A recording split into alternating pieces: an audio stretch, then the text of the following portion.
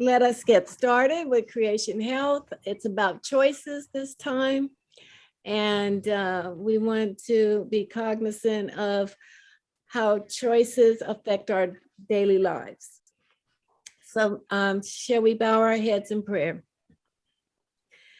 Dear Heavenly Father, Lord, we come to you asking you for help to help us open our minds, to help us to receive this information, to help us to practice it, to help us to share it, and to help us to live long, healthy lives, to do your will. In Jesus' name. We are on the topic of choice. And what we're doing this workshop is we will be doing a coaching session along with the information on the workshop. So as we give the 8 lifestyle cornerstones that we are trying to implement, we also want to work through a coaching that helps each of us to understand, how do I really implement that change? Because a lot of people always tell me, I know that. And then my question is, so why aren't you doing that? And there's all kinds of answers to that question. So during this workshop, we want to answer that question. And we ask people to bring a friend. I've gotten calls from people who will be here. I don't know where they are just yet, but who are bringing people along to help introduce the concepts to other people as well. And I know during the last year, we started in January, and there were a number of people that made some really positive changes. And hopefully along the way, they will tell us a little bit about those changes. There were also people who started out and didn't finish or weren't successful. And we want to pull those people back in and encourage them to keep trying, because giving up will not get you to your finish. And we know that whenever you make a choice to make a change, that you got a fight on your hands. And so we would like to just encourage you to stay with us and keep going. All right, I'm going to go right into the presentation. Somewhere about halfway through the presentation, we are going to have a breakout and we'll have some discussions, but I'll prepare you for that. I also put 2 files over in the chat for those of you who can download those files. Those are the 2 things that we're going to work on tonight that are kind of tools to help you really pull together your thoughts and decide what you need to do and how you're going to do it. Welcome to our second iteration of Creation Health. We've called this workshop Creation Health, Bring a Friend. Now, in the first Creation Health seminar, we began studying God's original plan for living life to the fullest. Now, it's simple. It's a simple plan that has the power to really transform your lives. What is Creation Health? Well, Creation Health is about possibilities. It's about potential. It's about inspiring you to make progress. Now, this seminar is about being all that God created you to be. If you want to unleash your potential, if you want a life of purpose, if you want to live with passion, then we invite you to consider the Creation Health lifestyle. We invite you to enjoy the abundant life of joy, health, peace, and hope. Creation Health is geared toward helping you make significant progress by taking small steps. Now, during this seminar, we'll cover the essential principles for whole person living that God originally gave at creation. By closely examining the creation story, we will discover how to be healthy and live fulfilling lives, because these essential principles of whole person wellness are timeless, and they're ours to enjoy starting today. Now, we not only want to nail the principles for the whole person living, we want to share with you steps to success that will expose you to ways to evaluate and implement positive change in your life. Now, if you learn to use these tools, it will give you additional knowledge and power to introduce the necessary changes. And as we go, there will be a lot of tools. All the tools don't apply to everyone, but pick the ones that really will help you. Then actually work the plan and then see what you can gain from that. Don't give up too soon. So Creation Health is a philosophy for living life to the fullest, and it can be adapted to any lifestyle. It doesn't matter what your age is. It doesn't matter what stage of life you're in, and it certainly doesn't matter what your health status is. Everyone can improve using the Creation Health lifestyle. It addresses all the areas: mental, physical, social, and spiritual. It promotes a balanced lifestyle. It helps restore our health so we can live the meaningful life that God intended. Now, these are the simple principles that we're going to spend the next 8 weeks talking about, and the areas that we are focusing on implementing the changes in our life. The first one is choice. And like many of the 12-step programs, the first step is to choose to make a change. And in this step, we've got to get a little vulnerable and look at our lives and admit that there's something that needs to change. And sometimes it calls for us to just admit that we need help and then to go look for the help that we need. But to make a choice is our first step toward improved health. Then we're going to look at rest. And we've talked a lot about how important it is to get good sleep, but not only good sleep, but rest. Many of us run through our days from one project to another project in a frenzy every day of our lives. We need to learn how to work orderly and to get rest built into our schedules. When we get to environment, we're going to talk about everything that surrounds you. How is your environment? Do you have your house in order, or is it in total disarray with things everywhere? Do you have the things around that enhances your life and make you feel better? And we'll talk a little bit about that. Then we get to my favorite subject, activity. Now, activity, you would think of exercise mainly, but we're talking about just get moving, not necessarily exercise, but let's get active so that we can move instead of lose our muscle tone, our exercise capability, and have a vibrant, active life. When we talk about trust in God, we're talking about your faith and belief in God. It states that there's about 80% of illnesses that we have are self-inflicted. And if we really go back to root cause, we can look at how is our view of God?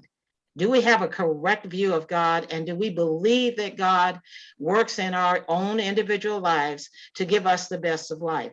So we want to look at trust and understand that those who trust in divine power have an extremely powerful tool to fight against illness, and to really a tool that will help you focus on the changes you need to make. Then we're going to have a week talking about interpersonal relationships. People are essential to your well-being. In order for you to live a creation lifestyle life, you're going to need to fix those relationships with the people who are in your life, so that those interpersonal relationships, we build each other up and we look for ways to be positive and supporting each other. Outlook, it's like living happier. And instead of letting the craziness that's in the world pull us down, find ways to live happy even in sad times. And then last, nutrition is the fuel that drives this whole system. So when we get to nutrition, we want to talk about what type of nutrition does each body need. It's a lifetime study to understand what are the good things for your body, but it's worth every minute that you will put in it. So God desires that you have a vibrant life. In 3 John 2, he said, I pray that you might prosper in all things and be in health, just as your soul prospers. Those words that he put in the Bible weren't put there as just or as something that you can attain. They were put there because you can attain and you can prosper. And so let's take a look over the next 8 weeks at how do I implement that in my life. It's been said that living the creation health lifestyle can add 10 years to your life. And it's not just 10 years to your life, but 10 good years to your life where you can be involved, vibrant, and healthy. He said, I've come that you might live life to the fullest. So John 10:10 tells us that we can live a very full life. Creation health is about wellness. It's about filling our lives with health, happiness, hope, and peace. With this in mind, let's talk about how we're going to do this. So here's some thought questions, and I'll give you a minute to think about them. You don't have to answer now, but as we get into our sort of breakout, what we want to do is use this as a backdrop for what we're thinking about. So the first thought question is, do you believe that you have to make a change to improve your health? All change starts with saying, my name is Rose and I have a health problem. If I can't acknowledge that I have a problem, it's going to be very difficult to work on that problem to fix it. But my second question is, how long have you known that you needed to do something about the issue? And when did you start trying to do something about it? Now, have you tried to make the change before? And what was the result when you tried before? Then what has prevented you from making the necessary changes? Many people will tell me when we do the seminars, oh, I know all that stuff. And again, like I said earlier, my question is, so why are you still struggling with it? So let's take a look at some of these things. And you know that as we look into things like this, it will cost you to do some soul searching. It will cost you to set aside some time to really think through these issues. And when we start looking for how do I get to the root cause of my problem, sometimes it will take us very, very deep. But we need to understand those things in order to come out on the other side. So let's start looking at some of the things that we need to do. Okay, so first of all, we need to define what the problem or the habit is that you want to change. Now, when we define it, we've got to look at things to determine what is my problem. And sometimes we know right off the bat, you know, I can say I've been carrying an extra 60 pounds for the last 7 years because I just couldn't get motivated to get them off. That's easy. But what is the problem or habit that you need to change? What habit do I need to change to really get moving on this? And then how do we track these things to make sure that we're on target? How do we get help? All of those things are questions we need to answer during the seminar time. And then determining your readiness to deal with the problem. We lose a lot of time agonizing and beating ourselves up because we start to fix the problem because without having sufficiently analyzed how serious the problem is and whether we're really, really ready to deal with it. So the question is, how involved are you in your own health? Okay, do you work with your doctors yearly to keep track of things? Do you know what your metrics are? The things that we look at is your height and weight, your blood pressure. Does anybody know what a normal blood pressure should be? Can somebody answer that right off the bat? 120/80. Okay, 120/80 is what's considered normal. Do you know when it's considered high blood pressure? 150/90. Actually, 140/90 or higher is when you're considered to have high blood pressure. Before that, you will be in hypertensive stage 1. You need to look at these things. Now, we have a book that I can recommend, and it's called U-Turn. It's called Understanding, Preventing, and Reversing Lifestyle Diseases, and it explains all these metrics and helps you to understand what they mean. It's good to check these metrics on your lab test and see every year, are they going up? Are they going down? Are you in a good spot? Or are you not? Okay, what about blood sugar? What should your blood sugar be before eating? Below 100. Okay, below 100. What's a healthy A1C? And does everybody know what A1C is? No. Okay, A1C is a test that's done to see how your blood sugars have performed over a 3-month period. And depending on what stage of blood issue that you have depends on what number is good for you. But you're generally looking for an A1C below 6. When you get over 6, they're starting to look at pre-diabetic, and then they move into the upper levels depending on what your A1C says. Okay, what about cholesterol? What should your cholesterol be? Below 200. Below, you know all the numbers, right? Below 200, and your HDL and LDL numbers count too. You can be below 200 in cholesterol and still have high LDL, which is the lousy cholesterol, and still have a problem that you need to deal with. These numbers should be worked with you and discussed with your doctor so that you can do interventions on these things and stop it before it gets out of control. Another area that is nice to know is your vitamin D. Many people, particularly Black folks, have low vitamin D. And many of us lives in part of the country where you can't get good sun to create good vitamin D. So it'd be important to know what that number is. And there's lots of discrepancy over what's a good number, but you don't want to be below 30. So take a look at this when you get with your doctor, set up your yearly exams and check and follow these things so that when things start going the wrong direction, you can check them really quick. All right, another thing you could look at when you start looking at what is my problem is to take a look at the lifestyle test. Now in the book on page 244 and 245, there's the questionnaire about creation healthy. If you take that one, it will tell you what lifestyle issues may be impacting your health. When you look at the lifestyle issues, then you want to look at what things could I change to get an improvement in my overall lifestyle. And those of you that did this back in January, do it again and see if you have fixed some of those items from the first time you went through. Okay, now once you get your arm around what is my problem, then you want to assess, well, am I ready to make a change? We'll provide a tool for that. We're going to use it today to get to what readiness do I have.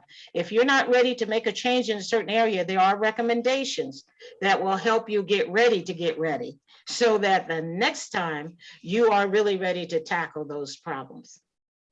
All right, we talked about last time the steps to change, and the steps to change were choose to change. If you don't make a decision to change and you don't have a good reason for change and you haven't evaluated what your principles are that you're trying to live by and what you want to fix, you don't want to go out of sequence with this.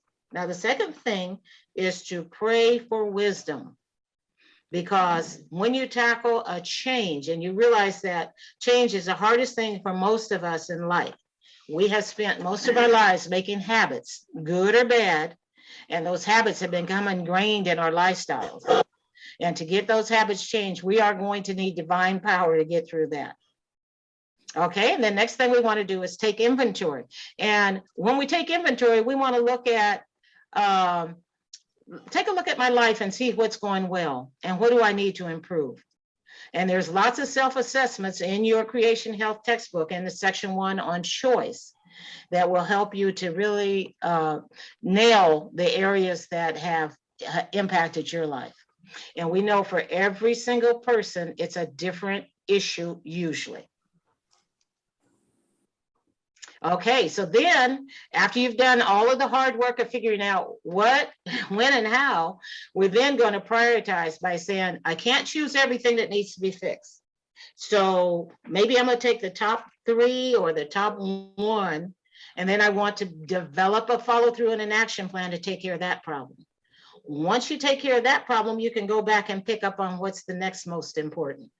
If you bite off too much at the same time, you may run into discouragement and you may have a hard time really sticking with the plan. Then you're going to follow through with your action plan every day. Now, this is hard. And we're going to talk later on in the seminar about having an accountability partner, somebody that will not sugarcoat, but will give you honest input and help you to stay on track. And we want to understand that getting off track is not the end of the world. If you fall one day, get up the next day and pick up right where you're supposed to and keep going. And then you want to reinforce your choices with positive people and surroundings that support your decision and efforts. One of the people I talked to this week about the seminar said that they were coming back for part 2. He says, because we really like having a community of like-minded people to meet with. And I think for most of us, that would be an encouragement for us to keep going on these lifestyle changes. Okay, start by spending time in thoughtful reflection about your life. Think about the kind of life you want to live, and then start taking steps to live it.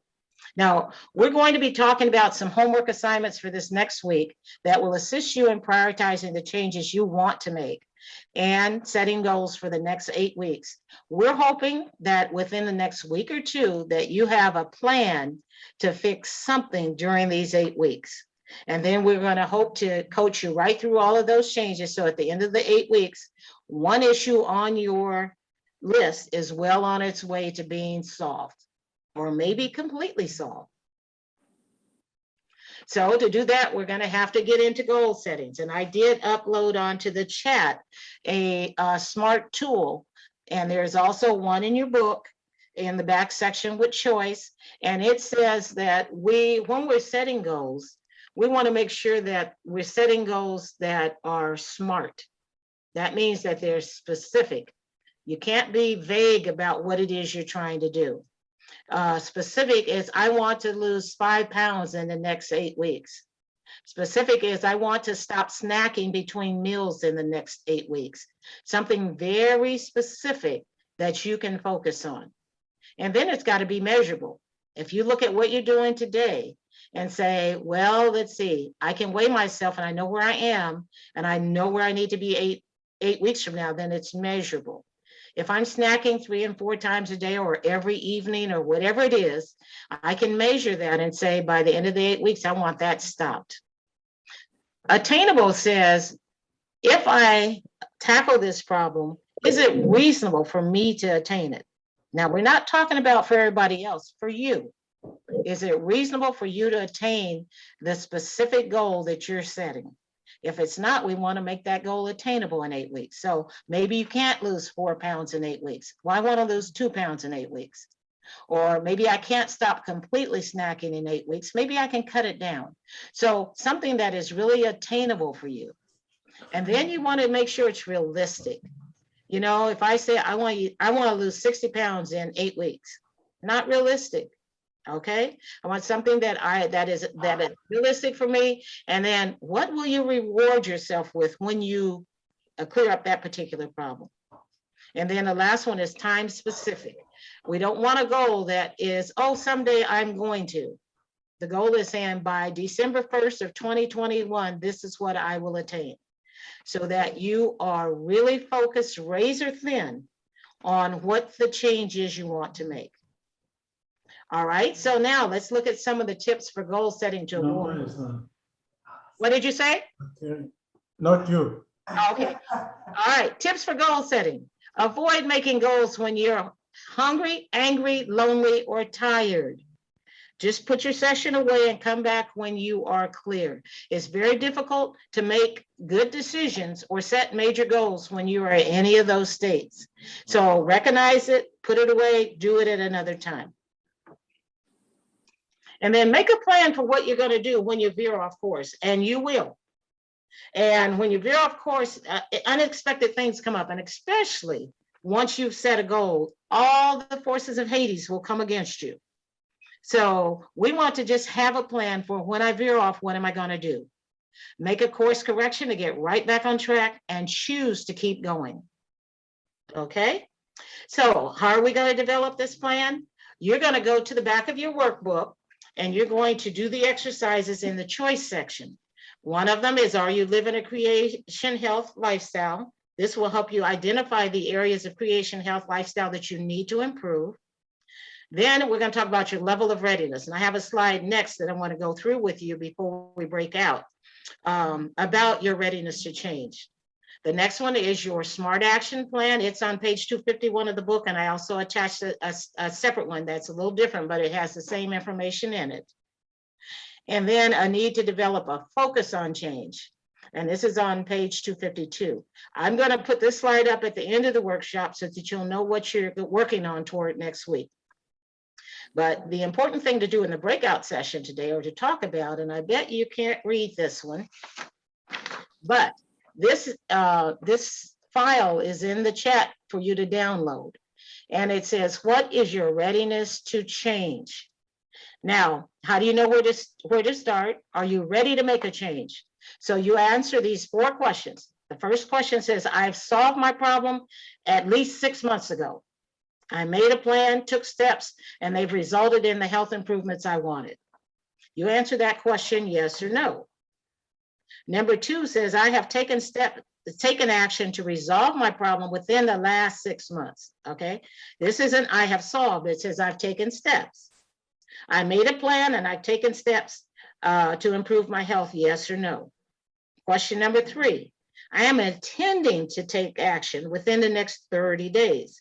I see a need and I'm making plans to make the health changes, yes or no? And then question number 4, I am intending to take action within the next 6 months. I know I need to change and I fully intend to make those changes. Now, the bottom of the form tells you what your responses mean. Said if you answered no to all 4 statements, you're in the stage they call pre-contemplative, which means you're not ready to make a change. And it gives you some things that you can do in that stage to get ready.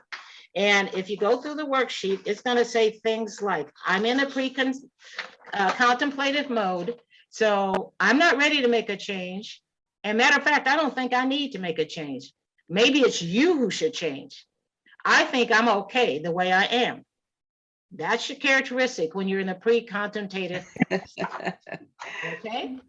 So the process strategy says make a list of benefits of change, discuss the need for change with somebody you respect, and complete a health risk assessment. So those are the things you can do when you're not ready. Okay, the second stage is contemplation stage. If you answered yes to number 4, which was I'm intending to take action within 6 months, it says I know I should change, but I'm not sure I can do it, and I need more information. If only it were easier. And in that stage, we're going to start making a list of pros and cons. We're going to read about the problem. We're going to learn about the problem. We're going to talk to somebody who has made that particular change. Okay. And then the next one is the preparation stage. And if you answered yes to number 3, that I am intending to take action, you're in the preparation stage. That means I'm making plans to get started in the next 30 days. I tried before and it didn't work, but I'm going to do better this time. And it gives you some things you can do there, like keeping a log and make a verbal commitment to choose to do it. All right. And then it goes down to the action stage. I've made changes and I'm working at maintaining them. I determined to succeed. I need all the support I can get. I have built-in rewards to help me keep my plan. After the action state, we go to maintenance. That means you have made the changes that you need, but you need to maintain them. So it says, I know I need to keep focused and not revert to old behaviors. And then termination, I'm completely self-motivated now, but I also know that I can slip. I still need support. I believe that I can handle whatever comes along. If you will spend a little time with this, what is your readiness to change this week? It will help you then get ready for developing your SMART goals and knowing what you're going to work on for the next 8 weeks. All right, at this point, we want to do our breakout session. And here's what we want to talk about in the breakout session. And if you will, please, it's what changes have you tried to make and what were the results? And how can you help someone in your group figure out what they need to do to get started? Okay, that's it for the breakout. Start thinking about that. Do the legwork this week. Sit down with yourself and your pencil and answer those questions in that section and on the sheets. And we'll talk about it when we get back together next week. All right, I now want to go into the education part of the seminar. We are going to talk about the topic of choice. And I'm going to give you some ideas about this whole concept of choice and why it's so important for us to be able to make good choices in order to be successful at what we're trying to do. Let's go into the topic for tonight, which is choice. So making healthy choices is the key to improving your life. It's starting point where everything else flows. Choice is the first step toward improving your well-being. Before positive change can be achieved, we must deliberately choose to do so. All right. And listen to this one. Anything less than a conscious commitment to the important is an unconscious commitment to the unimportant. So if you do not choose to make change, you have made a choice. And it will then be the choice that you've taken. So you are what you choose. Whatever direction you choose to go in, then that's it. Our choices reflect who we are and what we believe. Now, which directions are your choices taking you? And you can look back all over your life, because things that have happened to you through life have happened because of the choices that you make. So what directions are your choices taking you? What's one good choice you're glad you made today? And just think about that. What's one choice today you wish you could do over? And you make 1,000 choices every day. We want to practice making better choices. Now, we have been blessed with the power of choice, and it's a gift that God has given us. And right now, you're just one choice away from a better life. The first step toward improved health is to choose to make healthy choices key to your life going forward. And you could start out with something just as simple as a smile. Remember, research has shown that smiling is good for our health. Deciding to have a cheerful countenance can create a merry heart and generate amazing changes in the brain. For example, voluntarily making a certain kind of smile triggers some of the same physiological responses in the brain that have been associated with positive feelings. This smile is called the Duchenne smile. It's created using the muscles around the eyes, unlike that fake cheese smile, which is only uses zygomatic muscles, and it doesn't produce the positive emotion. This is one simple thing we can do today to feel healthier, happier, and more positive. Just learn how to smile. All right, I'm going to play a video. I'm going to let you take a look at what our trainers have told us about this topic, the philosophy of choice.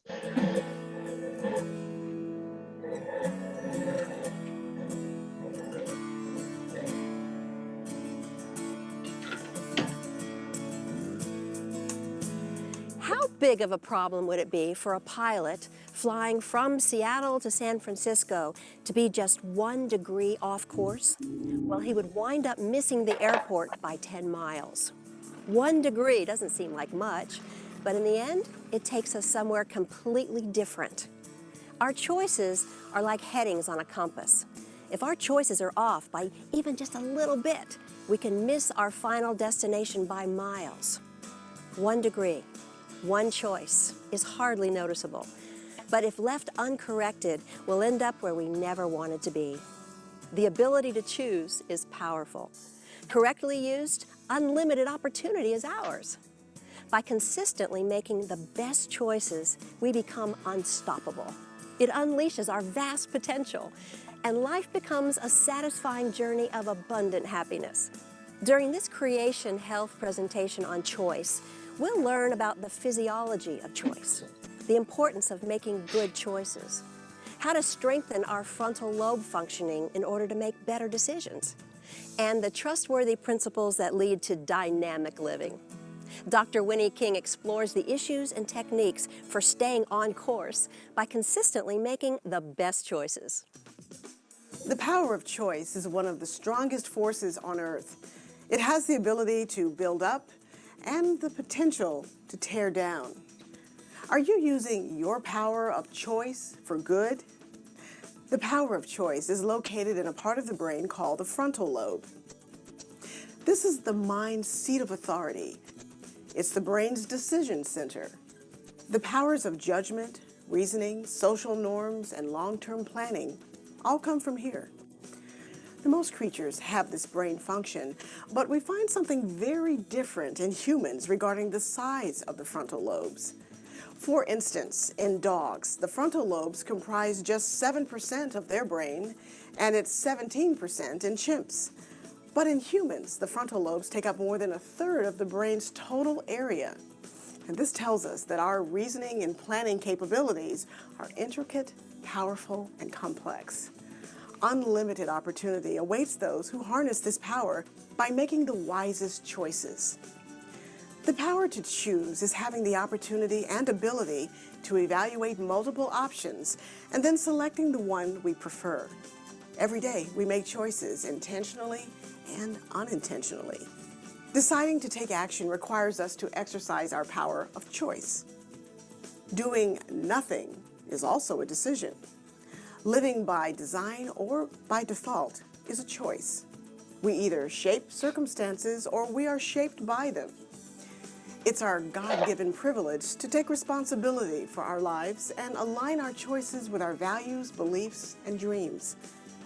The first step toward improving our life is deliberately choosing the better choice in the moment of decision.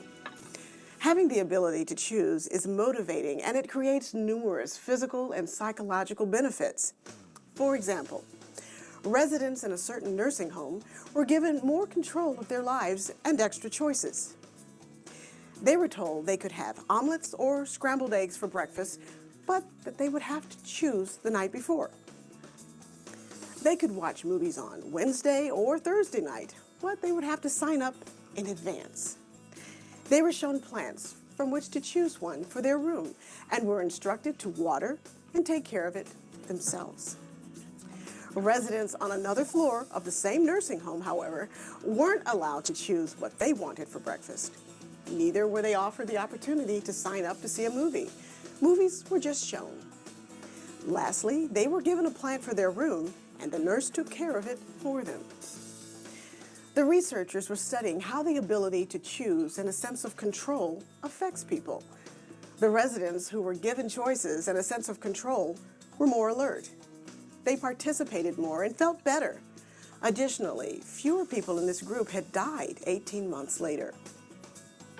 This astonishing fact indicates that choice and control have a positive impact on our longevity.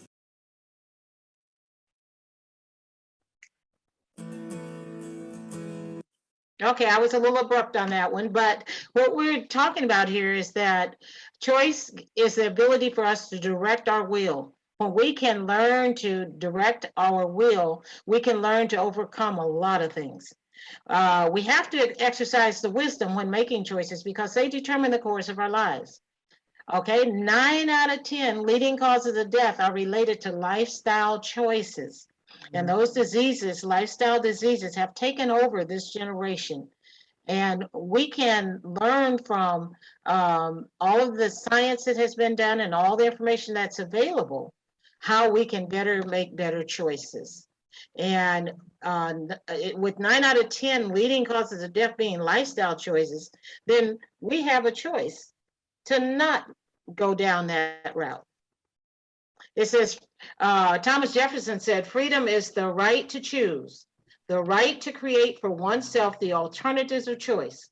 Without the possibility of choice, a man is not a man, but is a member or an instrument or a thing. Now, the act of choosing empowers your vitality. When you are able to make choices, that is going to enhance your life. Yale surgeon, Dr. Bernie Siegel, and author of the New York Times bestseller, Love, Medicine, and Miracles, was interviewed about the dreaded disease of cancer. He stated that patients who get well when they're not supposed to are not having accidents or miracles or spontaneous remission. They're experiencing self-induced healing. He goes on to say that people who choose their own therapies have fewer side effects than those who submit to the treatment because their doctor told them to. Choice empowers because it helps the person take ownership of the situation, which in turn produces positive results. Having control and the ability to choose equals living longer and happier. So the question today is, how satisfied are you with your life? Are you dissatisfied with any areas? If so, then realize that God gave you the power of choice so you can make changes and have a life of your own choosing. Making healthy choices means choosing good things in a balanced, moderate way and leaving out harmful things. Whatever you are faced with a choice, ask the question, is this beneficial to me? And if it is, how beneficial? Weighing the benefits and risk of it produces better decisions. By simply choosing to add more good things to your life will be better and more satisfying. When you make good choices, you'll feel better because you're taking control of your life and your health will improve too. Let's listen at Winnie.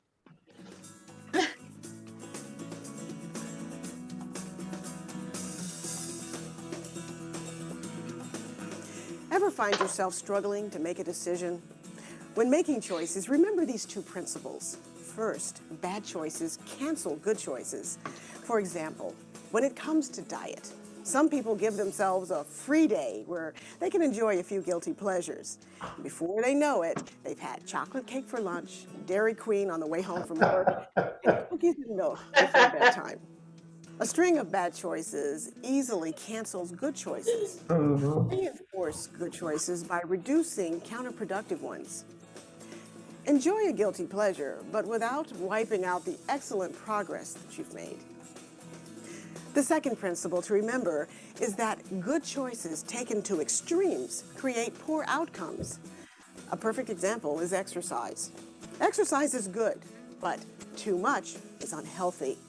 Hours in the gym can cause people to burn out on exercise altogether.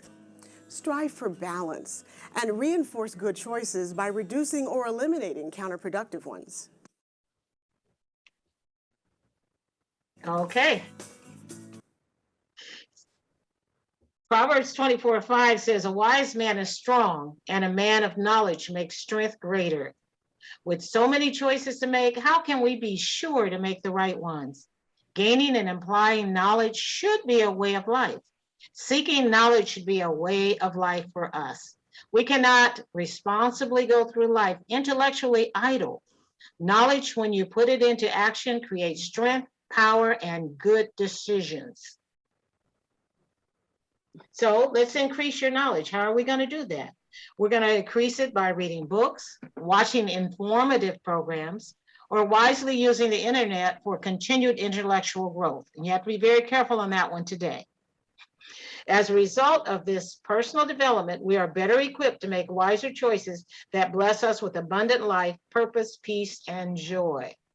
And I know you've heard a lot of faulty reasoning this year about information that's available and all of the fake information that's floating that people have taken as truth. And we need to be very careful to find our good and best resources and the people or experts that we can trust when we're doing our research. And be very careful not to get led off into some dark corner trying to make a decision. Another important tool when you're making good choices is the application of reasoning. Oh boy, we don't always have all the information we need, so we rely heavily on exercising our reason when making good choices. And we need to exercise our reason by regularly making our own choices. When we just clump onto the choices that others have made and follow along, we are not exercising the reasoning that we have, and it becomes very difficult for us to grow and to make good decisions. So how are we going to improve our reasoning abilities? Just as we should always be increasing our knowledge, we should also be improving our reasoning ability. You actually could take a class on logic, philosophy, debate, or classic reasoning. It is something that you can learn from and can improve your ability. Meet regularly with a group of friends for engaging discussions. The more we practice these critical thinking skills, the better we become at making good choices when relatively little information is available. We can use what we know about the situation while applying the principles we live by, such as rules we have to keep, laws we are bounded by, and good old common sense to make the best choice. And common sense has a big role in making good choices. It's essential to understand that we always have a choice. People learn to become helpless when they perceive themselves to be in a situation where they have no control. When our environment affects us negatively, our natural response is to react in a way that negates that stimulus. If this is done over a period of time to no effect, we stop trying and we learn to be helpless. There was the study about Seligman's research with dogs who are repeatedly exposed to uncontrollable shock. They gave up trying to escape the shock, even after being moved to the next day to a box that was modified so that they could have easily escaped. For these dogs, their locus of control, and there's a locus of control exercise in the back of your book, and it's one that helps you to understand whether your locus of control is internally focused or is it externally focused by others. And that'll be an interesting little exercise to take a look at. It says for these dogs, their locus of control had shifted from internal to external. They learned that their environment, their external environment, and not their own decisions or behaviors determine their fate. Don't let this happen to you. Resolve to exercise your power of choice no matter how persistent the adversary you face. This will improve your circumstances no matter how dire they might be. An internal locus of control is linked to many health benefits in humans. And we're going to take a look at your frontal lobe and understanding how your powers of choice reside in that frontal lobe and what's the difference between man and animal when it comes to the frontal lobe.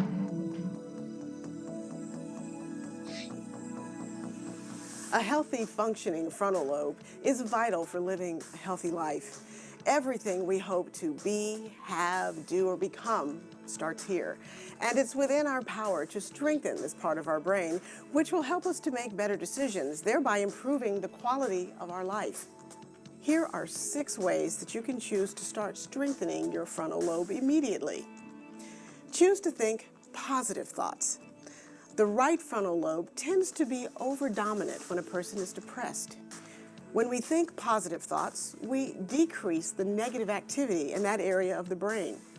Choose to engage in physical and mental activity. The brain and the body affect each other. Exercise increases blood flow to the brain, which increases organ function. Doing thought-provoking activities such as crossword puzzles, Sudoku, and other mind games also increases blood flow to the brain. Enjoy a massage. It helps increase blood flow throughout the body, and when this happens, the body naturally prioritizes blood flow to the brain. So a massage is not only a great way to soothe tired muscles, but it also increases mental performance too. Get some sun. Sunshine stimulates the entire body. It reduces cortisol, a stress hormone, which is important because your brain functions best when it's relaxed and not stressed. All of this works together to sharpen the mind. Eat plenty of complex carbohydrates. The brain uses carbohydrates almost exclusively as its fuel. Carbohydrates are essential to healthy frontal lobe functioning. Adding complex carbohydrates to your diet not only helps you feel better and think more clearly, it'll brighten your mood. Listen to enjoyable music. Music affects your body, so choose uplifting, positive, happy, peaceful music. Eliminate music that creates negative feelings. Ask yourself, what does this music make me think? How does it make me feel? If the answer is negative, then change the channel. We can improve our lives right now by deciding to make better choices, whether it's what you eat, see, hear, or experience. Choose wisely. Live well. In John 10:10, Jesus said he wants to give us abundant life, abundant in health, happiness, strength, joy, and satisfaction. Are your choices creating that kind of life? If not, regardless of where you are today, you're only one choice away from improving your life. You're only one choice away from a new beginning. So choose to intentionally exercise your power of choice. Choose to unplug and rest often. Choose to create an environment that nurtures your soul. Choose to stay young and healthy through activity. Choose to trust in God. Choose to enjoy interpersonal relationships with others. Choose to have a positive, life-empowering outlook, and choose to enjoy life-enriching nutrition. This is life as God intends it. He wants us to live life to the fullest. Well, we've covered a lot because choice is the foundational element of creation health. Don't forget, choice is within your control, and it's a powerful thing. And most importantly, remember to be kind to yourself when you drift off course. All you have to do is adjust your course and keep going. And if you do this often enough, you'll eventually reach your desired destination. Because it really is true what U.S. Secretary of State Colin Powell once said, none of us can change our yesterdays, but all of us can change our tomorrows. That's creation health.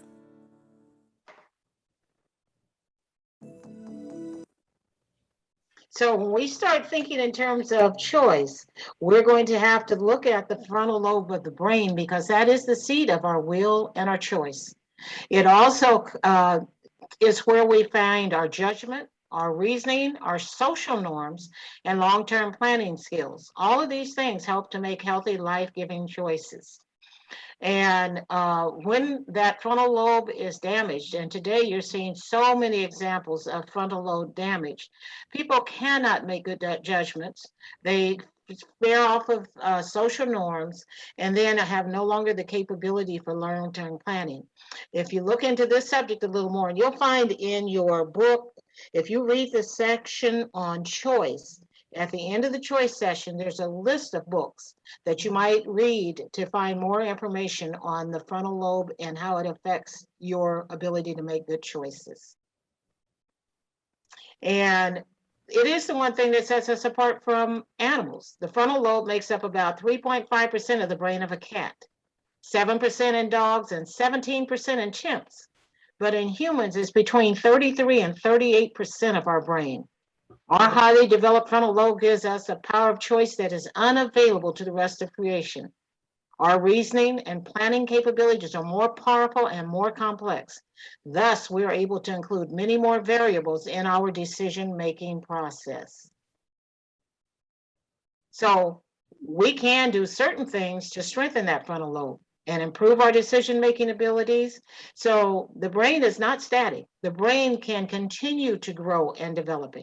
Thought-provoking activities strengthen the brain because they increase the blood flow to the brain. Blood flow is also increased by physical activity and massage. So all of those things will help improve your frontal lobe function. And all of the issues of physical activity, mental activity, massage, sunshine, eating a good diet, listening to good music are all things that can enhance the ability of your frontal lobe. If it is compromised, then the things that you're going to see is impairment of your moral principles, your social impairment, lack of foresight. You're going to be incapable of abstract reasoning, and it causes a lot of depression. A compromised frontal lobe is unable to interpret proverbs. It has a diminished ability for mathematical understanding. It has a loss of empathy, a lack of restraint. It's boastful and hostile and aggressive. A compromised frontal lobe changes one's personality. These changes can be minimal at first, but accumulated over time can become a significant life-changing factor. They can wreak havoc on the emotional, social, financial, spiritual, and other facets of one's life. So here are some tips for making healthy choices to enhance that frontal lobe. And she talked about them in the video. First, stay focused on what the real choice is. Don't be distracted by chaos, lack of sleep, or the demands of the people around you. Remember the HALT principle. When you are hungry and angry or lonely and tired, don't make any important decisions. Don't try to set up a plan when you're in that state. Remember, choosing wisely is easier when you have one choice to make, and you make one wise choice at a time. When making a life-changing choice, remember you have God's power to help. He said in Isaiah 41:10, "Do not fear, for I am with you. Do not be dismayed, for I am your God. I will strengthen you. I will help you. I will uphold you with my righteous right hand." And with that kind of help, you can't go wrong. So always remember that you are only one choice away from living a better life.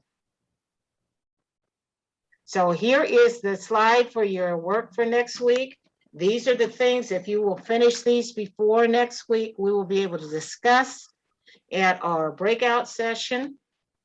Page 246, 51, and 52. Read section 1 of the book, which is called Choice, and you'll find a lot of the information in there. Now I'm going to try to attach this file for you again. And the file that I am attaching is called, I'll find it, Readiness to Change. Okay, and I just put that up. Can you see that in the chat? Yes. Okay, and the other one is the SMART Action Plan. Okay, so those are two worksheets that can kind of help you to start formulating and getting started with your plan. All right, thank you for your attendance today. You got your work cut out for you. We'll look for you next week, the same time.